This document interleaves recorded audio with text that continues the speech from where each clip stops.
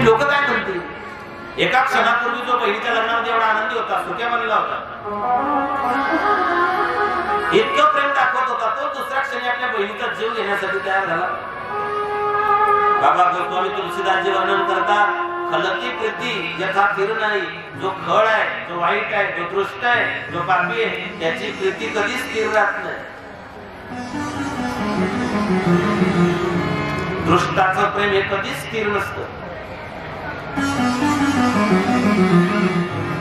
इथं एवढं म्हणेल की दृष्ट प्रेम करूच शकत नाही.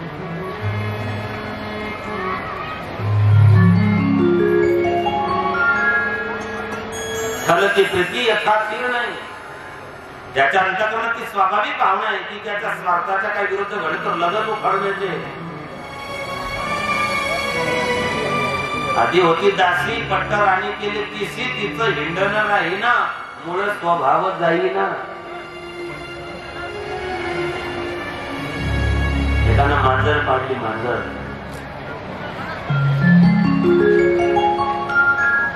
काळी मांजर,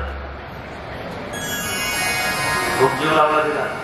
ताटाला ताट लावून जेवायची, त्याच्या मांडीजवळ बसायची, तिथेच राहायची. तो तिला खूप जीव लावायचा, खूप लढा लागला.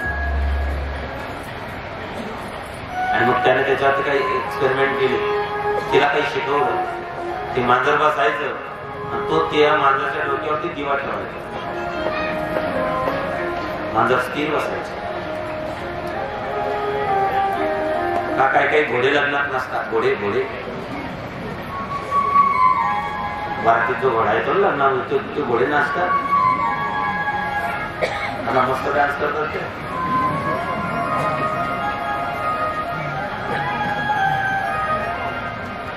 मांजरला त्याने असं शिकवलं की मांजर एकदम अशी स्थिर उभी राहायची, बसायची, म्हणजे डोक्यावर दिवा ठेवायचा. अख्खं गाव पाहायला यायचं की काय गो मांजर, तिथे माझ्यासारखा आगाऊ माणूस गेला. म्हणले पाहिलं का महाराज, आमची मांजर जसं जिथे म्हटलं तिथेच बसते, अजिबात हालचाल करत नाही. म्हणलं बर. तो माणूस घरून उंदराचं पिल्लू पकडून घेऊन गेला.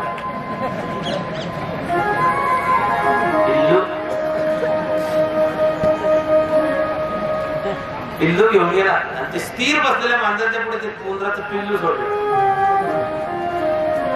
किती बी शिकवलेली मांजर असली, शांत बसेल का होते. तिने पिल्लू पाहिलं, पिल्लू दिवा फेकला ना मांजरून डोक्यावरचा. मला काय सांगायचं, मूळ स्वभाव जाईना. माणसाचा मूळ स्वभाव कधीच जात नाही. त्याने वरवर तू किती प्रेम दाखवलं, पण आज जे काही विष भरलेलं असतं ते कधी ना कधी उफाळून येतच. आधी होता वाघ्या, दैव योगी झाला माग्या, त्याचा येळकोट राहीना, मूळ स्वभाव जाईना. माणसाचा मूळ स्वभाव जात नाही. हंसाचा मूळ स्वभाव उफाळून आला. आपली बहीण आहे, तिचं लग्न आहे, मंगल प्रसंग आहे, ती स्त्री आहे. स्त्री ही अवध्य आहे, स्त्रीचा वध करता येत नाही. भीष्माचार्य स्वतः मरून गेले, पण त्यांनी स्त्रीवर शस्त्र चालवलं. शिवाजी महाराजांची सैन्याला सक्त ताकद होती. शत्रूची स्त्री जरी हाती सापडली असेल, ज्याने शस्त्र खाली टाकलं, जर स्त्री समोर असेल तिच्यावरती शस्त्र चालवायचे. एक प्रसंग आठवला मला, म्हणून सांगून जातो. माझा राजा कसा होता. राजे बंगळूर स्वारीवरती कर्नाटकात गेले. कर्नाटकाची स्वारी आटोपली, महाराज निघाले. दादोजी सुखदेव नावाचे त्यांच्या समोर. सिद्धोजी हा एक सरदार आहे. ते सरदार सोबत येऊन निघाले. रस्त्याने त्यांना सगळे ठाणे महाराजांनी जिंकले मुघलांचे, पण एक ठाणं होतं, त्या ठाण्याचं नाव आहे वेलवंडीचंच ठाणं. धारवाडच्या जवळ धारवाड जिल्हा आहे. कर्नाटक राज्यात धारवाड नावाचा जिल्हा आहे. त्या धारवाड नावाच्या जिल्ह्यामध्ये वेलवंडी नावाचं एक ठिकाण आहे, गाव आहे. तिथं छोटस ठाणं आहे, मुघलांचं ठाणं आहे. त्या ठाण्याची ठाणेदार आहे, त्या ठाण्याची सेनापती एक बाई आहे, तिचं नाव आहे सावित्रीबाई देसाई. सिद्धोजीनं आक्रमण केलं. बाई निष्ठावंत होती, घनघोर लढाई झाली. त्या बाईने सिद्धोजीचा पराभव केला. भली मोठी हानी झाली मराठ्यांची. सिद्धोजी गेला पुण्यात, जास्त कुमक नेली, घनघोर लढाई झाली. शेवटी त्या ताईचा पराभव झाला. सावित्रीबाई देसाई तिला पकडलं, बंदिस्त केलं. तिला जेव्हा राजाच्या समोर नेण्यात आलं त्यावेळी तिने त्या सेनापतीला विनंती केली, मला घेऊन चला, पण माझं ताणं लेकरू आहे, माझं एक बाळ आहे घरात, एवढं बाळ मी सोबत घेऊन येते. त्या बाळाला सोबत घेतलं तिने.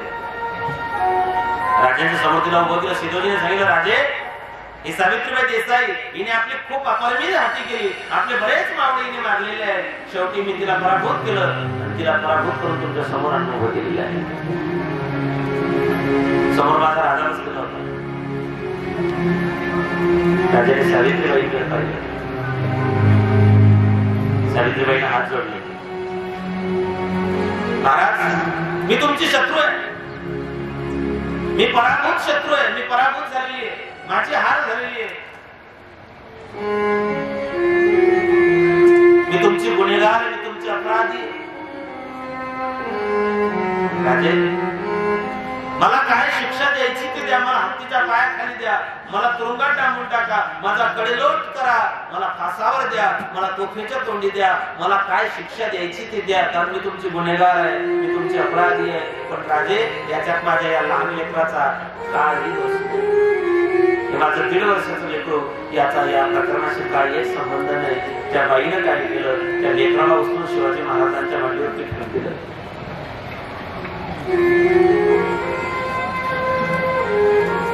त्या बाईने हात जोडले. आता तुम्ही जी द्याल ती शिक्षा घ्यायला मी तयार आहे, भोगायला तयार आहे. माझ्या राजानं आपल्या सचिवाकडे पाहिलं, सेनापतीकडे पाहिलं, त्याला इशारा केला. त्याने चांदीच्या वाटीमध्ये दूध घेऊन आला. राजाने आपल्या मांडीवर बसलेल्या त्या लेकराच्या तोंडाला दूध पाजलं. सावित्रीबाई समोर हात जोडून उभे आहे. राजाने सांगितलं सावित्रीबाई देसाईंना की ताई, आमच्या धर्मामध्ये आमच्या बहिणीला आम्ही साडी सोडी दान करतो, ओवाळणी देतो, औक्षण केल्यानंतर तिला ओवाळणी देतो. आमचा भाचा जर आमच्या घरी आला तर आम्ही त्याला शिक्षा देत नाही, आम्ही त्याला नवे कपडे किंवा त्याला वतनदारी देत असतो, त्याला बक्षीस देत असतो. आणि म्हणून आम्ही बहिणीचं राज्य बुडवत नाही, तिचं राज्य आम्ही सुरक्षित ठेवतो. आणि राजाने सावित्रीबाईंना सांगितलं, तुमचं राज्य, तुमचं साम्राज्य, तुमचं ठाणं आम्ही तुम्हाला परत करतोय, कारण बहिणीला द्यायचं असतं, बहिणीकडून घ्यायचं नसतं.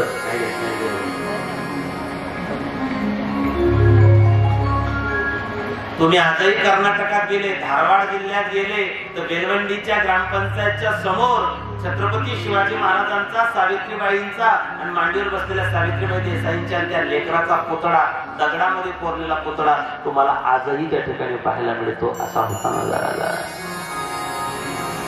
मग कंसाची जयंती का करत नाही?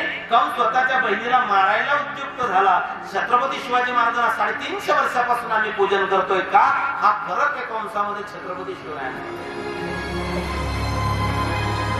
इथं याची चुलत बहीण आहे, तिथं परकी स्त्री आहे.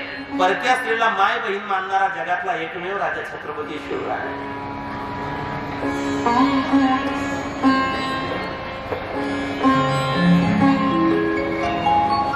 वसुदेव पुढे झाले. वसुदेवाने सांगितलं, हे कंसा, तू मुळीच चिंता करू नको. तुझ्या बहिणीच्या देवकीच्या गर्भापासून जितकी मुलं होतील ती सर्व मी तुझ्याकडे आणून देईल. फक्त एक विनंती, तिला मारू नको. स्त्री अवध्य आहे, स्त्री मारता येत नाही, तिचा वध करता येत नाही. मी एवढ्यासाठी शिवाजी महाराजांचं, सावित्रीबाई देसाईंचं तुम्हाला चिंतन सांगितलं. स्त्रीला शिक्षा नाही देता येत, तिला मारता येत नाही, तिचा वध करता येत नाही. ज्यांनी सुना मारल्या परिणाम आपल्या डोळ्या समोर आहेत. स्त्री आणि गाय ही अवध्य आहे, तिचा वध करता येत नाही, गायलाही मारता येत नाही.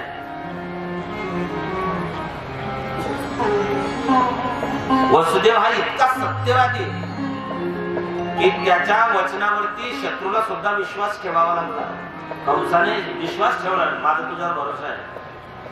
आता परिस्थिती बिघडली. आता लाडा लाडा जरी घरामध्ये भांडण झालं तरी नवरा बोलतो, सोनू तुला माझ्यावर भरोसा नाही का? नाही का? भरोसा, विश्वास सहज बोलून जर लोक आता विश्वासराव तर पानिपत मध्ये मारले गेले. भरोसा एक धोका झालाय सध्या. किताबें पढ़ने से ज्ञान नहीं होता, मंदिर जाने से भगवान नहीं मिलता. पत्थर को लोग इसलिए पूछते कि भरोसे के लायक कोई इंसान नहीं मिलता.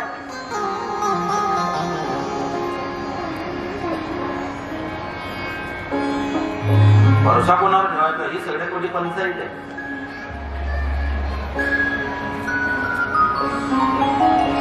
पण माणसे मोठी विचित्र झाली.